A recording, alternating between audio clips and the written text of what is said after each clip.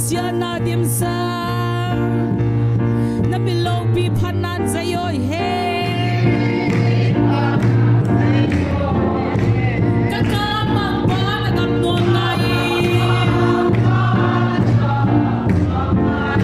tanton kamle de happy delena bakti tiani lukhamna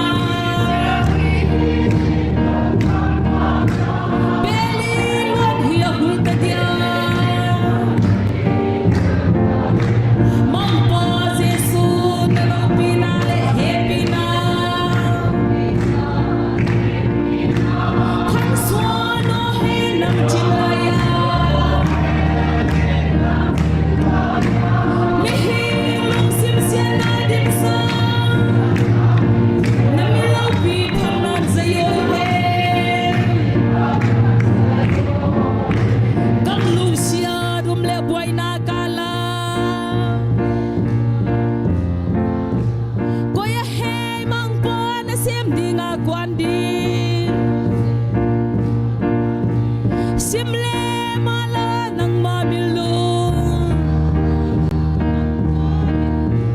panpiding dang ko'y mamvolo mangpa Jesu na law pinale happy na thang swano he nam chilaya mihing lung sim siya na dim sa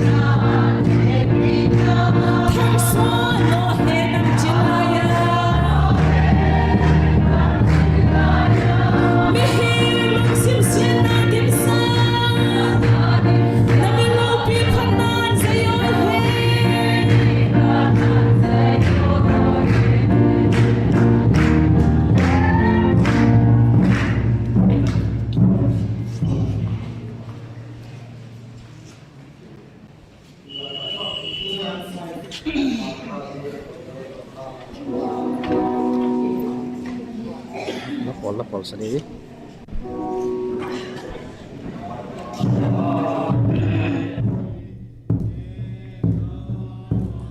Leitung kanan gamsa nganuam zohi aonemi na mite ni simin hingha akan nunum khombang lua dingin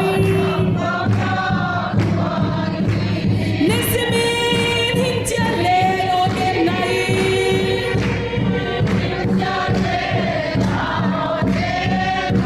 a happy na hingzoni zonda toy ginom nale naman po gamahingam kai o kuna hinna single tang kabui mumo nai hinna papelun nagan siana lui dum hoile tang kon kam nun nom lam Mampo nung tua tele na gamku Nisibin hing tiane ngonen nai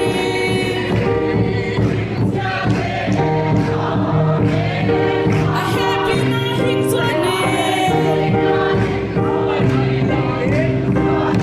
Zonda tuy ginom nale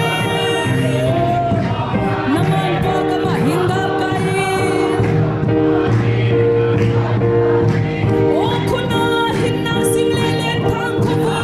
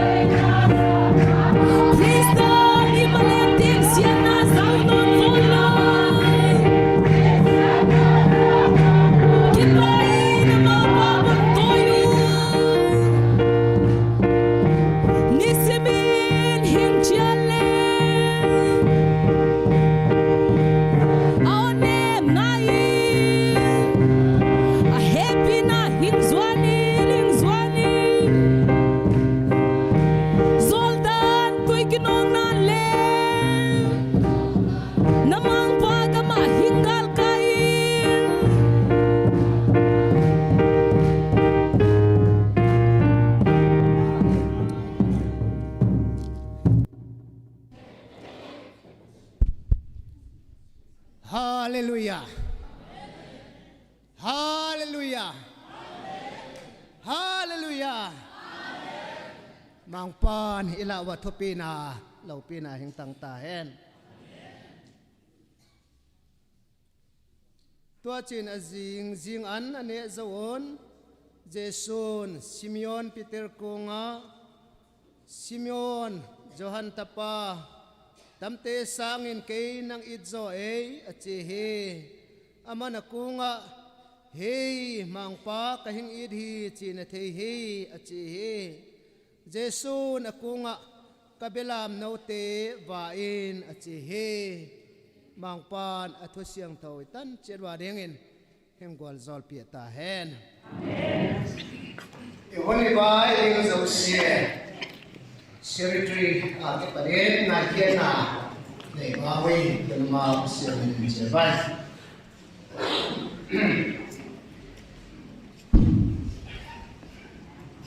Tigini kita dangale kim dia nak kikop puitu moderator secretary pantu evangelist khambon khai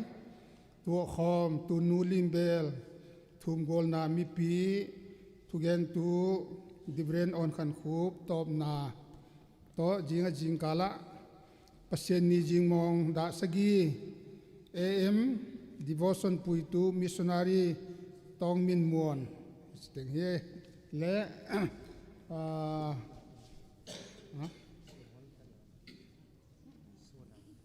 sunama jingkan simtai mo le tuni tarik segi Februari nita ki khop da ngale kim lapol sa sa ding POF Center Church POF LDCC Hangzhou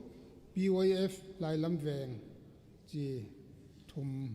lapol thum iting ingai thei dan hie kipa hoya program isim zo to kitwain tunita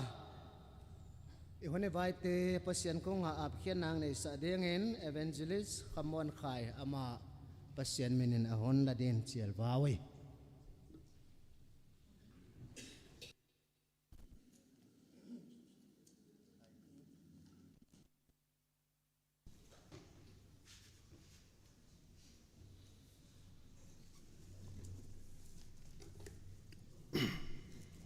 Hallelujah. Mangpan tu pinatang Thailand. Iham pawa. Kum khat ki kala mission khompi nei thei ke ding ang pui. Pasian mini phat son wa. E tunin ithupi kang simsi dinga lai siang thong simpai bang. Mak bung som ni legian bung som na chang som ni legian le som ni le kwang simbang. Pasian adinga sol hi a asem zo sia hi lung ke lo ding hi dan hi tinga na ki gela chiang deu in ana ki gela nenun len ma bung som ni le gel som ni le kwa to chin peter in a kunga envoy koten wang kim nusia in ki hing zuiwa chi in a hingen panta hi to be ben jesu na donga adi ta in ka hing hilahi mi koipo keima zia le khantan hoi zia ina hiai sangam pa hiai sangam nu hiai pa hiai nu hiai zia hiai ta te hiai tuale gamte hiai nusia khu tudam sungma ma in te sangam pa te sangam nu te ta te le bolgen the na te to aleza muloding om siu tuale huning tungdinga kumton hinna to mangpa na thungwa zol ta helen tuni mission kompi mangang peizo sehi nule paten na thana zung nang senwa na thum na te zalwa hi emission isino du hi peito zela mundang te na sana hi hagaw mang thang mat na tung hi chi manghil het loading in kang chial tha a abana na thana zung na senwa sumle pai ni lam na sen te mang pan athonang koi loading a tudam sungma ma ale so male jang sang dinga kumton hin na tong sang lai de jen pasien thopi nai piao hi naki humon len thum na ni bang hallelujah mangpa lungdam huai hine e hun hoi tabang nang pia mangpa zo sinot ten katan diwalom lo noi nang pia je in namin tu pi phatin la khulung dam thung tun ung ki pa omang pa nalengam na kasip nawa tamsang ha jo sema nule pa te ang pangtowa thumna hin ta sa hin mang pa kapinalam chero nang man ing to sona ang dom kang a ta sanga tam jo sem mission fil ni a hagaw mang thang man jo sem ding in zo sinot pumpi nang man wa zolta an chin mang pa je sumine ko tung din thumung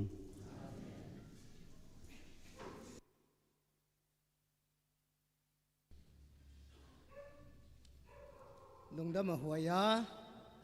evangelist khamon khaya ki parin ehone baite ap khian na inei zo tawa tuin abana pasien phana lapol ni akizamin inangai denga ama sa penin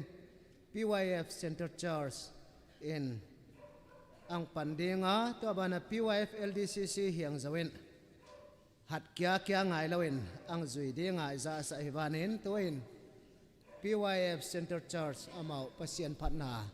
lapol hang sa dengin amau chial tawawi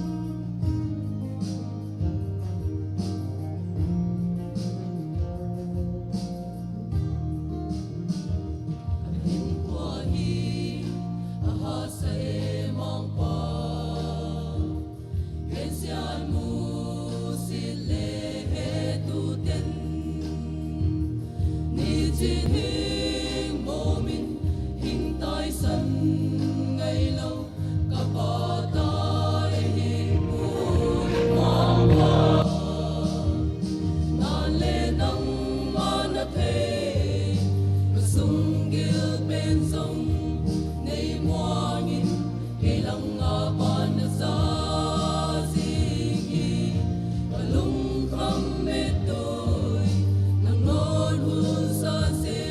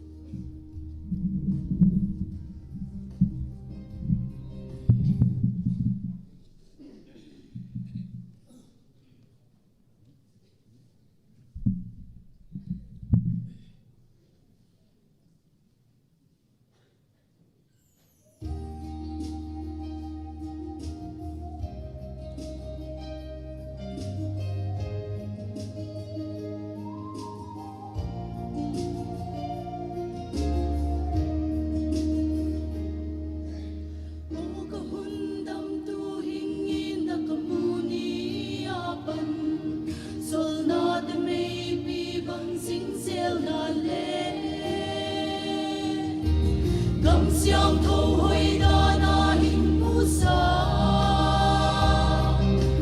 mang lên na khopi hoi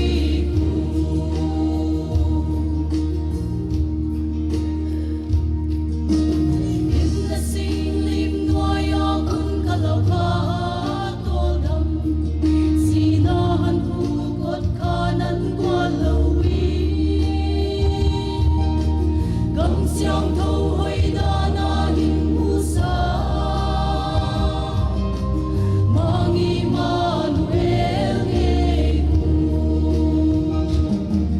nang maaha na nei tu te ku anun anwa me alung sung na sayon so talang ilung gul te ku kana kwa ma so lai hu to ku tui kui na mo se lu ai sayon na ipasya ma kun na kilang se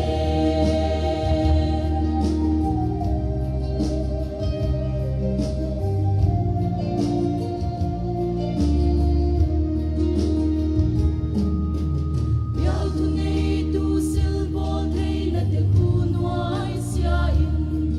sa len ka hi Krista ang sung nga khu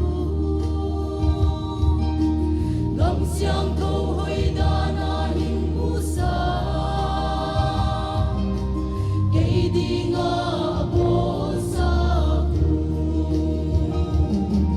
nang maahat na nei tu te ku anun anwa me alung sung nga sayon so talang pilung gul te ku kana kwa ma so lai hu tua ku tui kui na mo se lu ai hi sayon na ipasya ma kun na kilang se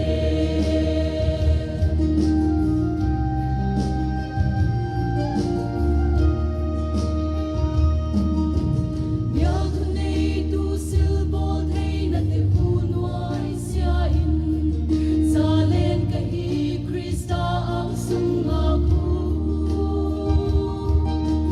gam siang thâu hoi da na hin mu sa kei di nga bo sa khu nang maahat na nei tu te ku anun anwa me alung sung nga sayon so talang pilung gul te ku kana kwa ma so lai hu tua ku tui kui na mo se lu ai hi sayon na ipasya ma kun na kilang se sayon na ipasya ma kun na kilang se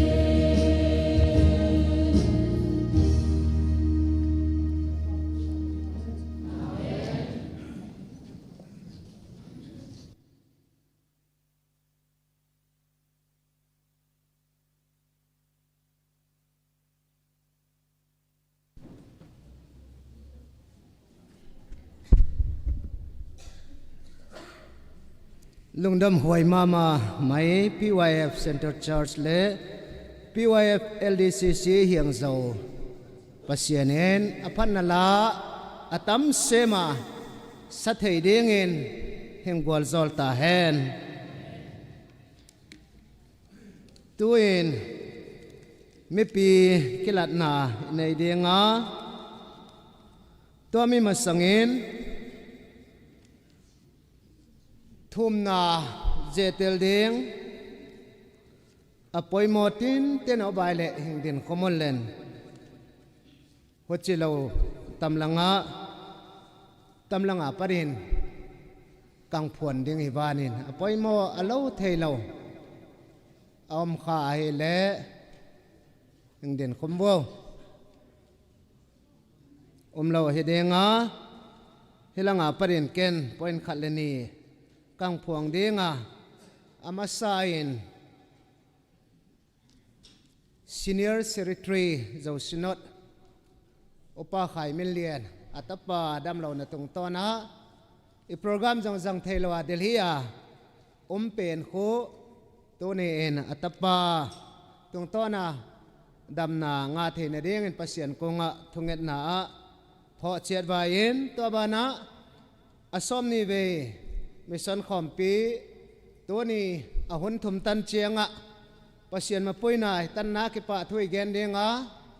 jing sun jing mong sun nuale nita hun li nei na lai teng boina bang mam lawa iman theina ding en pasien ko nga thum wawin to ba na tarik som le thum som le li som le nga jeng in tong dam hat to ma kurset ding he na to mi kho to nya zo sinot huang sunga a ut ta po jong ang chiel o hi mai lawen boina bang mam lo atami som le thum som le li som le nga ko kurset lo ching ta aza theina dingun to nen hat to mi pi ten hing thum pi on cha he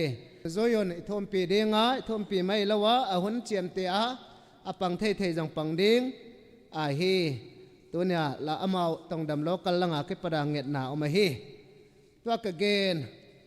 pointing thei komin pasien ko nga eima a pasien en ang thei sa banga hi thum den kising sadenga to na he mi piten amen ichi khom theina dingon upa bong khan pawin atop na ang bol sa dengin ama za sa iwanin khale tu in ilem tan na bang chieda pasien bon dengin ki pan tawawi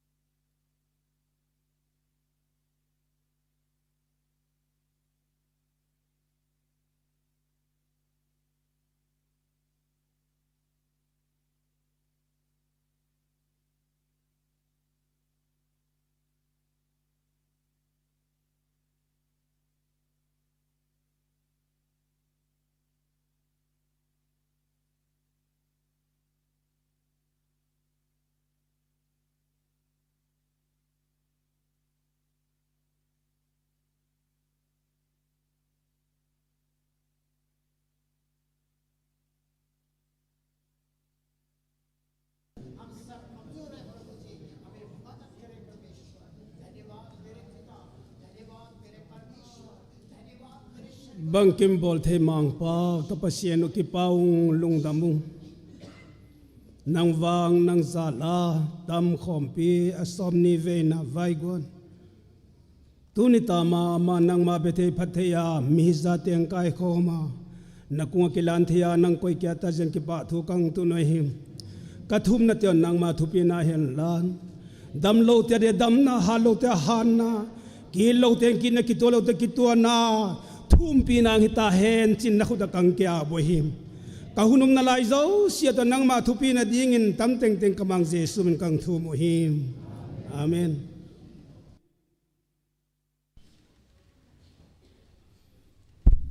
lungdam a hoya tunita hi le tunu limbel tholom kidong a hi a akai zo sian i hiat thei kim na dinga cha hi neu khat iki he sa hi a tun zong a khenai lo ten wa kolama a sarten ang don piawa ana khe chet un len tu in pasien phanna group song khat to choreography heng bol sa ding in gospel for India amaute pasien minin chel tawawele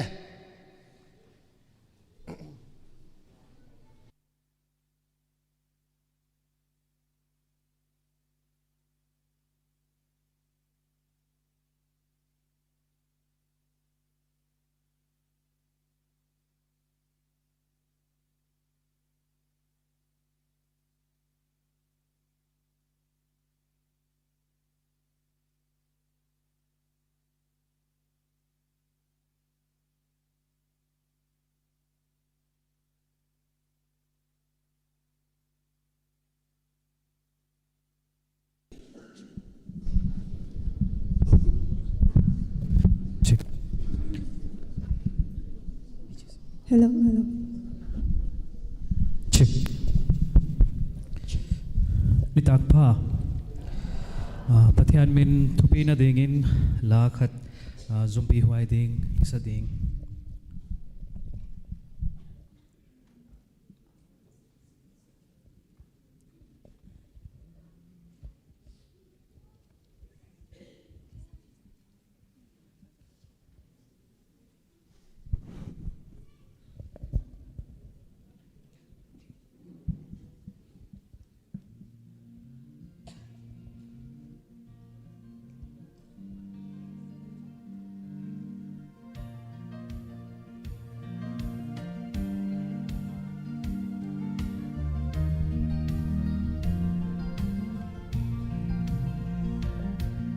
Dê dung sinh mang mình khát phê về cả na vui dê la dây tha bắt băng mê lô sam mình cả cái ngai dê la top san mai tung min lap pi tuam cả na ban dê la tun vang cả thei ta mang pa hoi hina lom lom e cây đi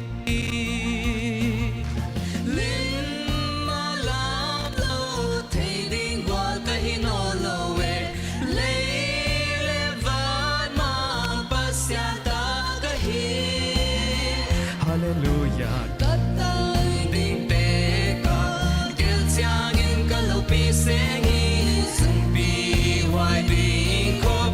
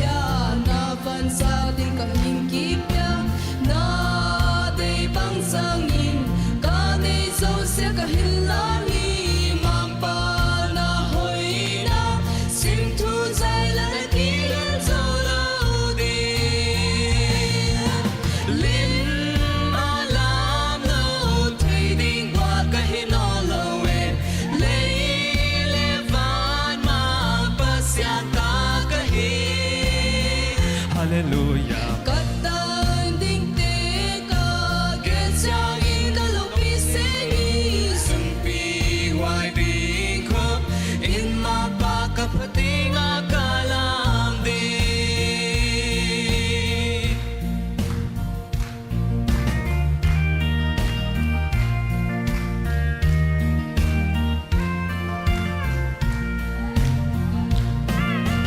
Ngong ngay ngolyam sa tilong kakikil siyagin Tang bang damlay ni tuy may bangin at ring paisin Palay hun man pa solo ka rin alyam paisin Mang pamuanga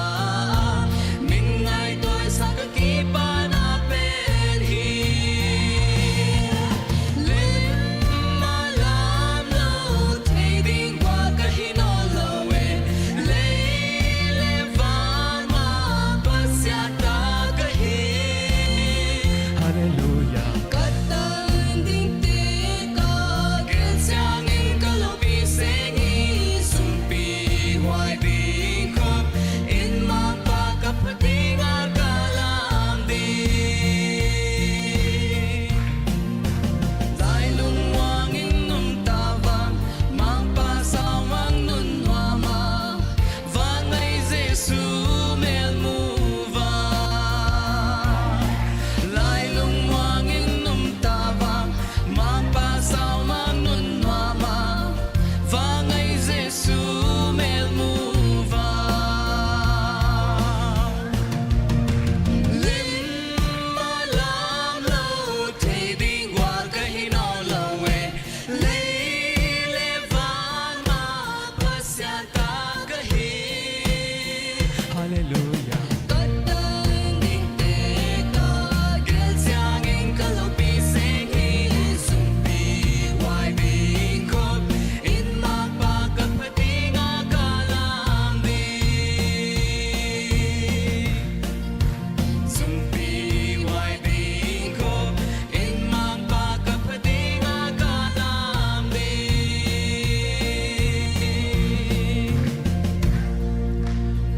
Magbantu pinatantahan.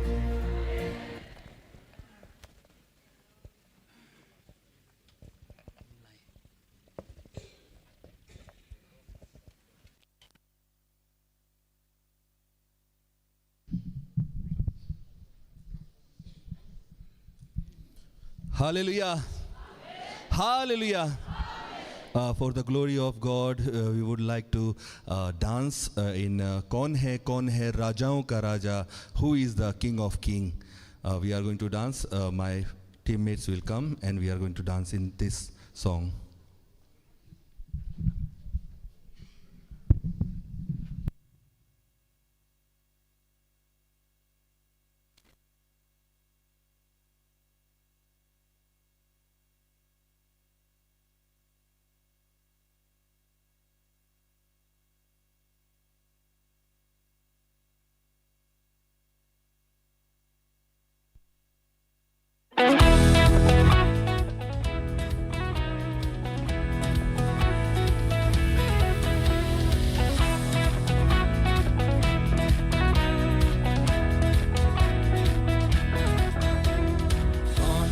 कौन है राजाओं का राजा कौन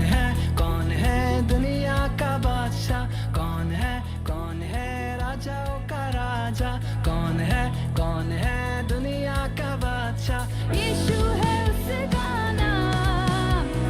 यीशु है उसका नाम तू करो जय जयकार तू करो जय जयकार तू करो जय जयकार तू करो जय जयकार कौन है राजाओं का राजा कौन है दुनिया का बादशाह कौन है राजाओं का राजा कौन है दुनिया का बादशाह यीशु है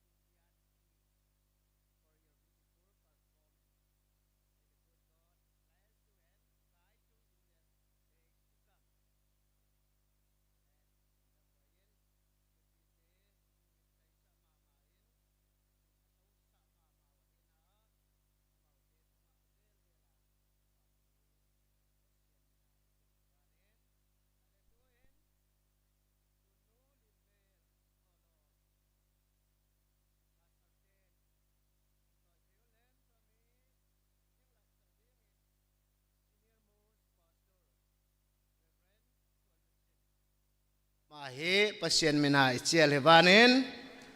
aman tunu lembel tholom ang lat sa ding to kituan mi pite pasien izata nain ding chiat bawi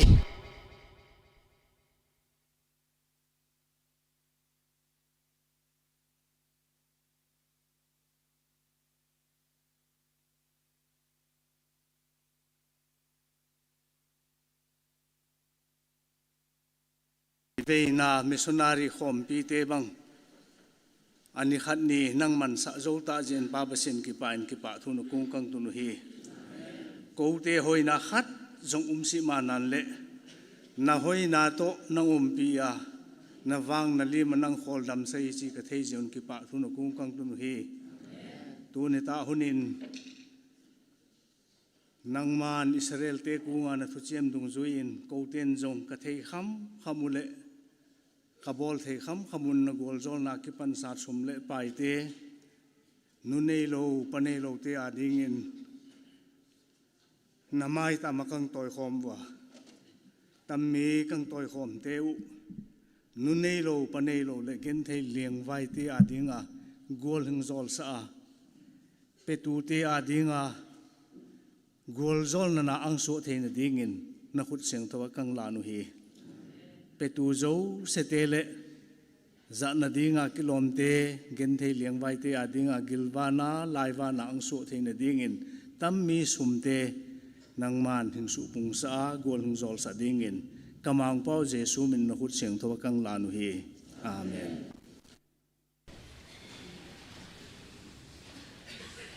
lungdam huaya tuin abana la pol khat inei na laya host unit te a ke parin PYF lai lam veng te a ke parin pasien patna la khat ingai khedinga to mi ang sa zo zo to kitwain to ni ta a pasien tho hingen sa ding Reverend retire on khan khop aman ahonang la suwa pai dinga iza sa ibanin tuin host unit PYFT pasien patna la sadengin amau chialwawi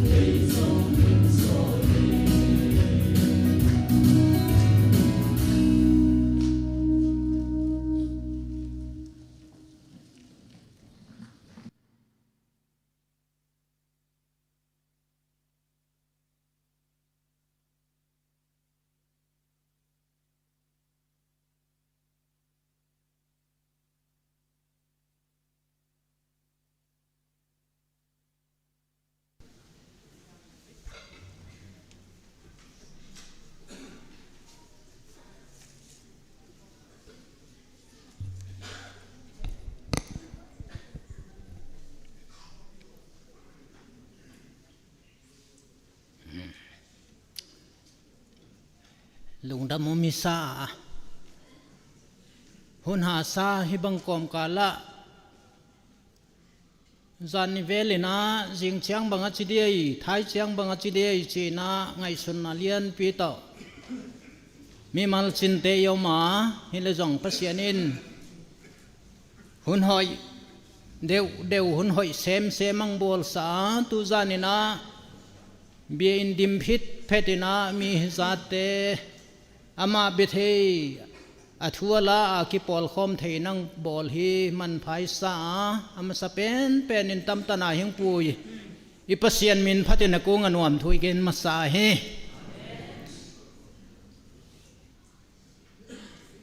กตันกัวลูก็กินในพาลูมังปานหัดรวมเตตุงต้นเนตัมมิซอนคอมปีซอมนิเวนาหุนมันตัมตะอังเปียลุงดามุมกษาลุงดามุมกษากอมมินาหุพลหวยกษาหัดรวมดังตาอามีมันลีดังตาไม่ให้เราวิหัดรวมมีปอลปีซงเซมะมะกัมเมียละมิชชันนารีโซลเฮียตกวนเขียนนาสังอิหัดตัวมจงดิ่งเจ้าเล่าเพียลดิ่งตาสุมเลปายาเสียนนาทูเลลาไว้หอมนาเสียนนาฮิซาตายตันลายาตัวบังหัดตัวมเตกุงเกยจงหิงโซลินชีทุปีจังเทดิงเกณฑ์เทดิงมังปานอังดินไซฮีทุปีนลำดังกษาปอยโมกษาเฮียละกิสิตมกษากีเป็นเต้นบังกะโลเดียขจาเฮเลจงมังปาหันนำวงอินะกังดิงมังปานตัวเนี่ยหิงปีคอมปีดังตกิบังเฮ็ดเล่าไว้หอมนะคอมปีจงฮิโลข้างลายคอมปีจงฮิโลนุ่มไม่คอมปีจงฮิโลมิชอนคอมปีอาอุดเจ้าเสียอากิโลเบลอาฮิเทเจ้าเสียอันนี้วันเรียนไหนหิงไปคอมเตมังปานขัดเจียตินหิงกวลโซลเสียตาเฮลลาเจสูมินินจิบายกังโบเลย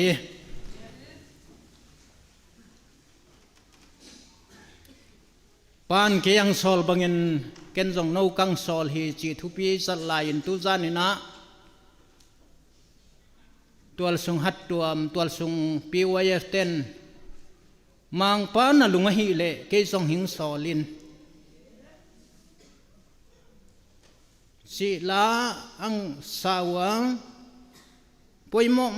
มานิดังอาปตะเกนห้ามเวลาสาเหตุที่ดิ้งจงกันไงสุดเราเสียมตาไม่ยังสาเหตุวิลุงดำมุมกษาเปเซียนทุปีนาฮิโซเฮลลาตุจานินะอิทุปีลาตัวมเดียวดิ้งได้หวยกษาฮีตนะกะฮีเกยิงสอลินสิกังเตลขีอาจนในสายไล่บุบุงกุมนาสิมวายิน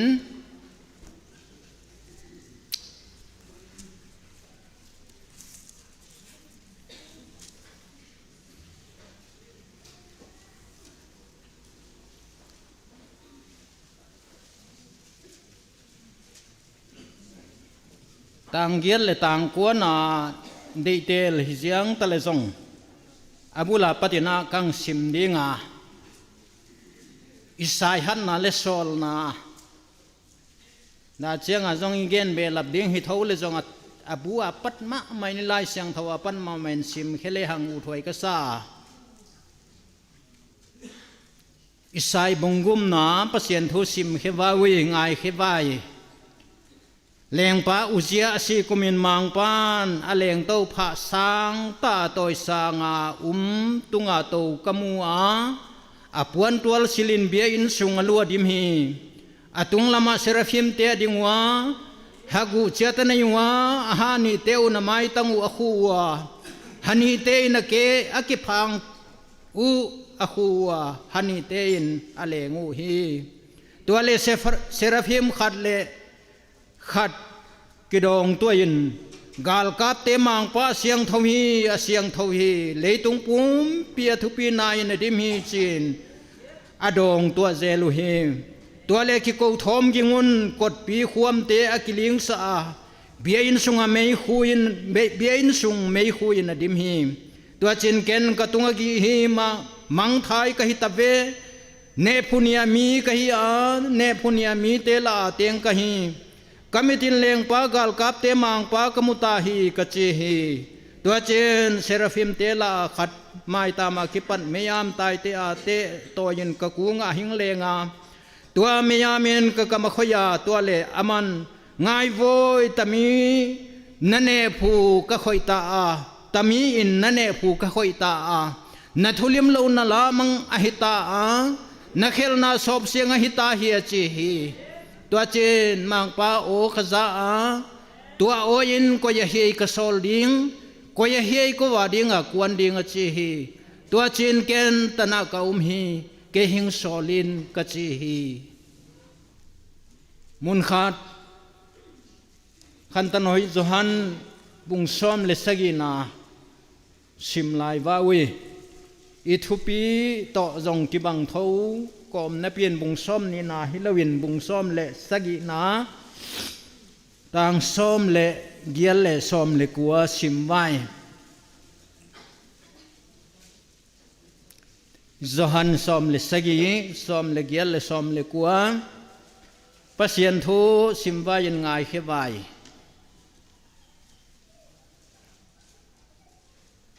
ke leitunga na hing sol ma bangin ken jong amau leitunga ka sol hi amau zian ke ka ki su siang tho hi thuta zala amau jong su siang tho wa the na dingun mang pan athu siang tho wa thai ni tana goling jol sa hela ki pa thu genin namasanga kilan vai lungdamunge pa pasien hun hoi hun pha nang bol sa hello ta maya koi ma hat kisa hoi kisa lo ki dem tua thei ki hom tho tua thei chau ta le ba ta maya seta maya ka omwa khotang lama nam le gam lama hitale hatuam lama jong seta maya ka layun nagam na sep kula hi chia ki han to thei dingin mission khom pinang bol sa hasan na tampi te kom kala hun hoilo hun sia hi bang kom kala jang thei to zom zelen tu zanin na thu ge na ngai khe thei ding in hun pha nang bol sa lai hi kalung damin lungdam thu na kwa kang tun masau hi nami siang tho zol nei isai tung to na thu gen te na thu mu sa te a hi lo len kamang pa jesun anwa zui te ku nga na thu gen te apa ku nga na thu ma nang sol bangin ken amau ka sol hin na chi thu te gen hedin kang kisa na shua namun lo tu pa pasien nang mua nang theya na khuda ka hin na kang lan hi hing zangin la na thu te nang man hing puang za join chen na khuda hing kilanin hundam tu jesu christ menin kang thum hi amen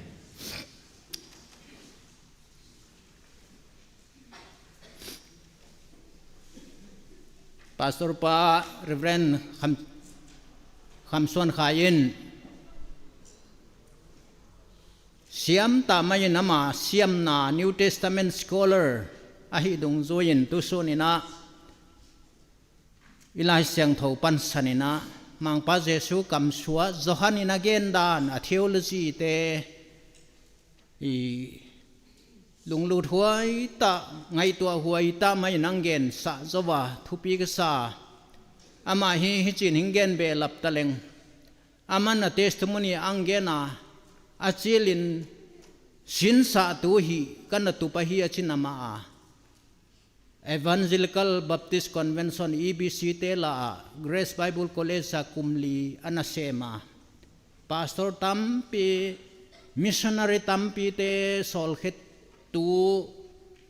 siam khetu kolesa New Testament siam ta ana hil tu ahia I khen khaten thei phaban khol si wau chin a hat tuam lam kai teun lam dang asawa hibang ei hat tuam ei minam la umahi vel hi anggen genu a he tua bang nei khai he at tuam te le sinote yam pha siam tain ang zanga khen khaten tua he yaw ma di jingkala thugen pa to sia na chimai thewa tung lama I thugen te record lim la ide media lama boy pia asong tunga to wa hi chi jong kang gen hian la khat ve cha ki lung hi mo thei mo tu jingkal thugen pa jong lo pai chi dan deu jong ingai sun nai ngum khat hei hei manena no hilam nga yang to ten mu mong mong lo de nei chang wa kang hil hi e hi china kang pan dinga mi zau gama upapa khatin gamya la kwan khiat ding thua gel le tha zo seng seng jong hiwan angai kheten siam jong sau kipe zo jong sau vei jong sau jingkala hotela pa pi ten iu papa jingda bangza de na kwan khia ei khatin achia hoyala achile adong pan zanita thugen dan khowa ma phelin kwal le kilom ka sa chi dan deu khan jong min ma igen nuam dan ta chu again tuin thazo mai a practical pe la gama gam la chi jong thei to ja gen sang seng ei la bang la ki hilo angai khete jong hu chi tho chi khat jong ma a hiya gen nep seng en mission khom pi jong bang lo chi jong thei ve kom ka la ka idinga abang teng hile hi chin ipan to dinga juda le nga som na uzia kum som le kum gup apha le nga to tu la ya pastor ding kum hizat apha ding missionary kum hizat apha ding ichi la yina juda leng te he kilo to hi manun kum som le gu ka pha in leng na panga alam jang ma kum som nga lambang vaya homa avai hom sungin gama khanga ma sona gala zowa ahia abol khial ma bange chile kumpi sol ma bangin mai tama silat pasien siempi te na sep ding pen aman to minga zo lowin abol lo ding ang bol ta to china pasien thang pa ya tunga leng pa bol lo ding pi khat bol kha hi manin pasienin aham siata apha asi to dongen pha in ei asia hi akichi hi hitale kum edi zasagi le somli edi kacha bc zasagi le somli in hia juda leng uzia si kum ta in hia achia lai siang thawai sim leng uzia si kumin isayin mangpa kila na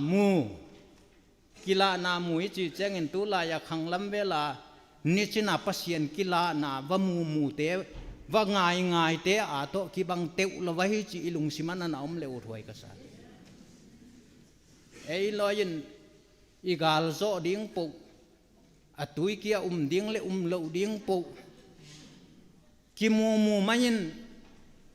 pasienin tua te ni te ngang gen sa do dam lo te le khopho lo te tung ton vela pasienin thu hing pia chi te vel ma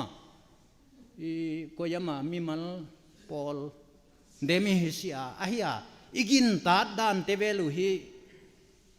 zol nei te hun la yin jong tua bang nan hi mo lo hei tu chiang dia hi pasien kila nabukim lai siang tho inei tua khel hagau siang tho in mi hing lung sima di ta gente nana hi a hi to zen isai na mu a bang chimu e chia hi le hi lai siang thawai sim ta ngai no phuai ma maya amu da na hi le to kang gen masangen kum som leguk mi in pasien kila na mu pasien in sol ichilaya tunia lapo la hing peite kalung sima ma chu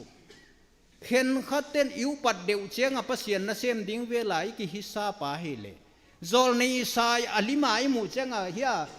google sama youtube ma khata na na sui leu chin alim chu akhamul to abang to hingum ven a hi wanga to mi a hun nu khialam hiding in hisa pa kum som le gup a hi la ina kum som le gup khacha kum som ni le gup a hi la ina uzia pen chu kum som le gu ka hi a le nga panga hi a isayin kila na amu lain kum som ni le gu pa hi to ja pro pastor tevel na pang ki sa hello ding hi kang chi no ma hi a missionary a kwan ding bang jong khang lai na pang ki sa hello ding hi chi ingai sun na sale u thwai sa to chin isayin kihil na kila na amu dan chu pasien leng to na sang ta to amua to chen apuan sil tual mong pen in tua mai tam akhu suwa tua mai tam akhu suwa zo sunga akim vel tua mai tam kim vela seraphim hagum nei ahani te a akeng selin ahani te a amai sel ahani te a leng amuahi to lai ta in tua serap te la khat pen hing pe ina tai te in mei amang to ya tua hinai lo hi chin kang gen kal kha tua amu ta a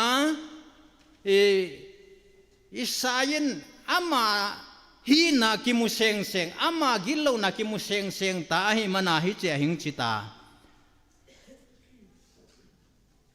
tua chin katunga gi hi mang thai ka hi ta ve ne punia mi ka hi a ne punia mi te la teng ka hi kamitin leng pa gal kap te mang pa kamuta kachi hi achia tula ya min pasien o aza pasien ki hil na mu chenga tang sang kisa thupi kisa a layun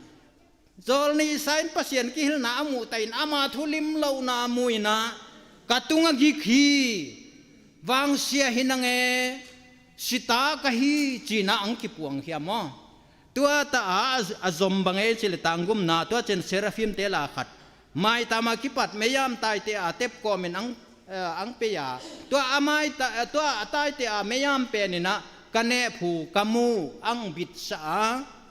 tua chen banga che tua meyamen ka kam akhoya tua le aman ngai voi tamina ne phu ka khoi ta tamin na ne phu ka khoi ta na thulim lo na la mga hita na khel na sop sianga hita achi hi thuhun tha huna hi bang toi te dia ichi chiangin mi kilo mi khial hing ta lo missionary na mission na mang thai te la khan tan hoi pualu na ding na sep na sanga munin pu nichina thang huai te mangpan atapa jesu si sanen ang sop chianga isai ne phu munin pu hi na ne phunin nin ba nga hi na pen tua meyama zol nei lo deu serap khadin ava meyama ava bita ava hal siang sa bangin tunina ging tu te i kam mai hi lo ingai sunna le ipumi tangen ang susiang thota hi je tunina ingai sunna tha le u thwai sa wa hi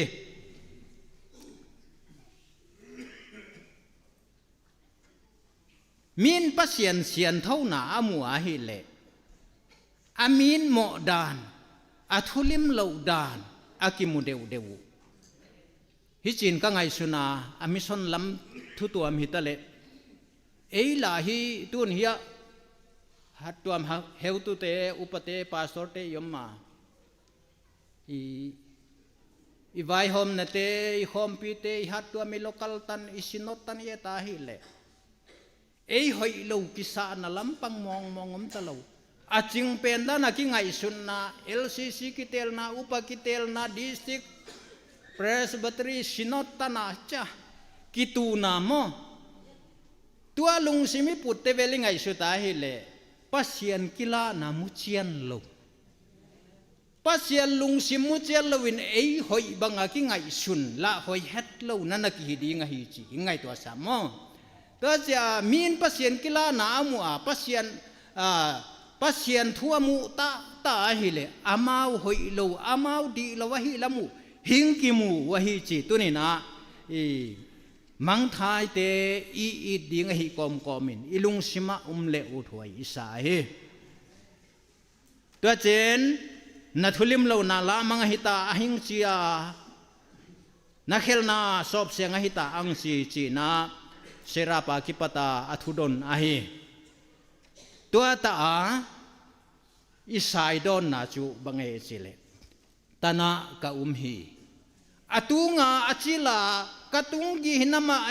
sita kahi chipa penin serap khadin amu meyam toya apa bika apa hal siang sa taina tana ka hi kehing solin ang chitheta mo to jai te jong nidanga mikilo tu ma jong mikilo hile hang jong ang sop siang pa krisa ang tan pa ang su siang thau pa jia ina tana ka hi ke jong hing solin chitheta ding i to kho ilung sima ana omle uthoi sa ahoi pen te akun ahoi pen te na sem ahoi pen te pasien na gama de hing ki jang hi tuan lawa hi chi i lai siang thawa korin thot khat bung khan na a hi chi na chi am tang som ni le kum na unaw teo han na hi naw ngai tua diwa ta salama mi pil tampi te mi hat tampi te le million tampi te hata hi lo danu anach ya missionary te gel una pa tong min muan Tripura akuan tangwal kablun mang karbia akuan aumwa ineu koi na lampang hilo khat suang ku nga pia nga khang khia tu amuwan la ya khosa khat tang pizo la hingi panaheu adang kuan mo lawi chianga vakuanu himaya hia i ama qualify lo wachi ka hisia akimante pasian han na dong mi te pasianin tel himai korina solta pon na chi ma banga apil te mual phau na diu na zala na diungun mi mo te lahi mi pil te mual phau na diungun mi mo te mo ama wa mo asiam lo isi na lampang hilawin tu mi kang gen nan ibo na achingi hi isi nuam na hi tu ja ke chi a chom ding zong a hi lo le a kuan ding zong a thum ding zong ke pi chi lo ding a hi chi hingai tu sa ma he zol nei lo deu lam kai pa mo si mang pa na hal la ya Israel te pui hedinga mi Israel te pui hedinga mang pan mo si a hal la ya na mo sin tambe pi a hia kadang a o hi bang magen thelo faroi nang thuman lo ding da nang thula lo ding da na cha kambol pa pasian hi da na ki ge na ato pa tai sia a bangama khat banga a hi no a song pasianen dela solbo ko ma mei kuanga ki pata a hat chiangina akuana lamkai lo ching Israel te sultan na Aigupta ki pata pui hetu mipi nuaya sim pui hetu aswa to zentunia igen nuam pen ta chu isiam lo vel ifel lo vel idin mun in sungina chil lo vel paulam lam ding te ki lo wa hi chi hingai to sa na หิงไงตัวสามามาฮีตนะกะฮีเกยจงหิงสอลินอามาจูเกยจงหิงสอลินจีเจงะติริปุรามาอาฮิโลเลคาร์บียงลงมาอาวักวนเตเตฮิปาโลวินบังลามาเซมดินมังปันอังสอเลเกยฮิกะฮีกันนี่บังกับเปดิงฮีอิจิเอเกยตนะกะฮีกะทุมเทบังอินกะทุมดิงตุกุมสุงินนาปีตาอินกะปังดิงฮีอิจิเอมออีปันนดิงเจียดิงอินอิงไงสุนัยมีเตกิเปียนาบังจิดานะฮีตุนียฮิจกังเกนูดขัดจูมีปัสเซียนทุกเย็นกังไงเขียนนะขัดฮิจินัจิวะโรมันคาทอลิกเตนอาเซียมปีเตวอาออร์เดนอันนำเด็ดดิ้งเชียงอุนะฮิจินักิกวลสาวะเอบอลบังจงฮิทาวานอามินาลามัวอามินอากเชียงอุนะอาเซียมปีอาออร์เดนดิ้งเป็ดหิงดิ้งเขียอินเตือนจินะซาพามิน I am ready and willing เกยกะอูตากะนัวมากะกิมันฮีจีนะอดงเซเซวฮีอาจารย์ดีเดียเดียวมั้งโซลในสายินก็เยกี้อาดิ้งกวนดิ้งก็เยมังไทยเตมันดิ้งกวนเฮดิ้งจะพัศยันโอเป็นอดอนนะตนะกาฮีเกยจงหิงสอลินจีอดอนนะฮีบังเงินตัวนี้นะเอเตนจงเกยตนะกาฮีกะเซมดิ้งฮีกะเกนดิ้งฮีกะกวนดิ้งฮีกะทุมดิ้งฮีกะเป็ดดิ้งฮีอิสิงายฮีจีอังไงตัวสามามาฮีตัวเจนจอลในสายินบังอาจิกวนเอจีเอนดิ้งฮิตาเลหังจอลในสายไล่บุยังเอ็ดสูเลตัวบุงกุมไหนสิมาเฮียบุงกวนไหนเอ็ดเชียงอินะคริสต์มาสเชียงไอซิมตัมเปนังสวตานาวเซนกายดิ้งทูอามินดิ้งอามันอามีเตหุดอาเมลมาเตวาคิปตาเขลนาอาคิปตาหุดเฮียดิ้งดันทูเตเกนินตัวจีนจอลในอิสายินกุมเจสุเปียนมากุมจะสกิกุมจะเกียดเวลินามังป้าหิงเปียนดิ้งหุ่นดำป้าหิงเปียนดิ้งทูนันนาเกนินตัวจีนตัวนิเชียงอินะตัวขันตันหอยคิป้าหวยหิงเปียงดิ้งหิงตุงดิ้งตัวอินมีเตสัลสวนาหิงเปดิ้งหิทูอันเกนเป็นตัวนินอัตาอิจังตาวะฮีตัวจ้าจอลในกวนดานจอลในสายต้นดานจอลในสายนัเสพดานเตอิงไงสุนนะในทาเลหังอุทวยสาฮีอาฮิเลอิไลเสียงทว่าตัวฮิตเลตัวเนี่ยมิชนารีชุนินะอิปาสอร์ปานังเกนามีกังกามาคิปตินะอากิบัตปิวจงฮิโลเอลอยตัวนี้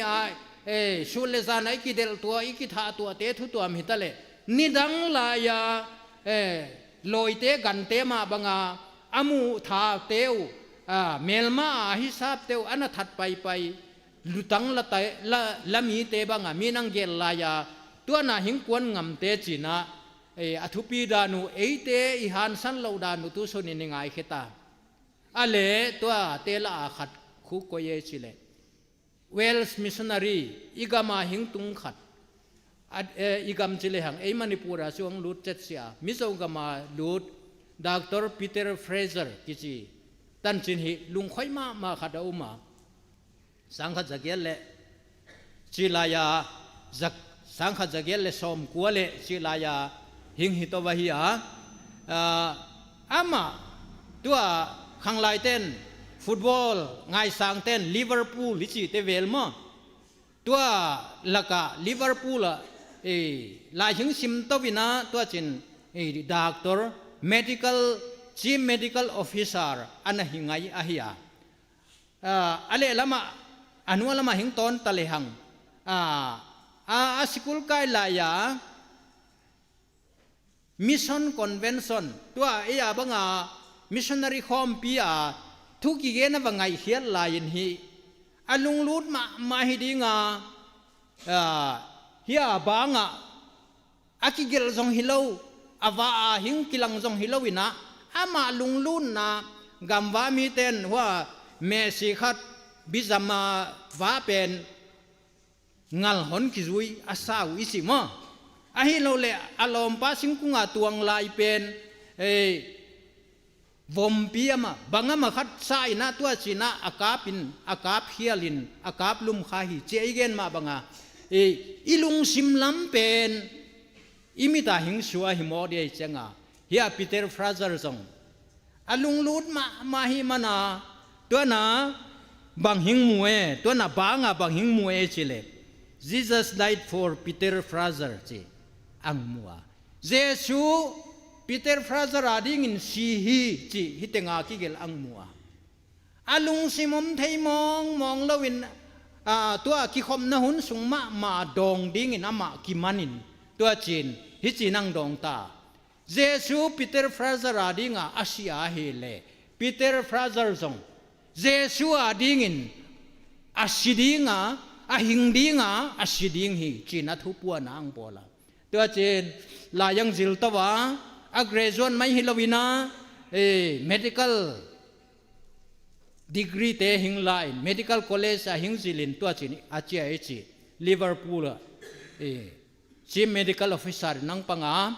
tua na natam pia sep khian zovina India mal sagam Mizorama na sem din ang kuana hulaya akuan dan teu hi tulaya len na lenga hi heu tu pa Stephen Loy America avalen chiangwa ni khat khel ni khel leng lo a hi u to ki bang lai jang lovin hulaya tuipi tunga hathum bang hali bang hing kuan wa hiya uchida na hing tungun tua chin mizo gamana ang sema na panget kol na orphanage home te a helo le sikul lam te medical tua dam theina lam te a tuam to ma panang la ba na alung khoi ma chu mizo te la a